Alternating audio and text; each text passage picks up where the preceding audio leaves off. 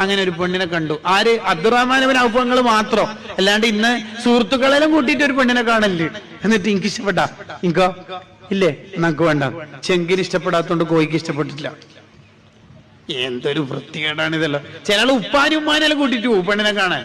എന്നിട്ട് ഉപ്പാനോട് പറയും, ഉപ്പ ഇതാണ്. ഇവൻ എന്നെ ഭർത്താവായ എന്നിട്ടല്ലേ ഉറുപ്പയായാല് ഉപ്പ കാണാൻ പറ്റുമോ ഇന്ന്? ഇല്ല. പെണ്ണ് കാണുമ്പോ സൂക്ഷ്മത വേണം. പെണ്ണ് കാണാൻ പോകുന്ന അന്ന് ഇപ്പൊ ചില ആൾക്കാർ ആ കടയിൽ വന്നാൽ മതി. ഈ സുന്നത്തല്ല, അതിന്റെ ഒരു മര്യാദക്ക് നടത്തലാണ് അതിന്റെ ഒരു ഭംഗി. ഇടം കാട്ടെ. അല്ല, പെണ്ണ് കാണാൻ പോയാല് ഒരാൾ പെണ്ണ് കാണാൻ പോലെ ആ പെണ്ണും ഈ കാണാൻ പോയ ചെക്കനും മാത്രം റൂമിലാവാൻ പാടില്ല. അത് ഖൽവത്ത് ഹറാമാണ് അവിടെ. കാരണം ഇപ്പൊ അവർ അന്യ ആൾക്കാരാ. കാണൽ മാത്രമാണ് അവിടെ ഹലാൽ. ടച്ച് ഹറാമാണ്.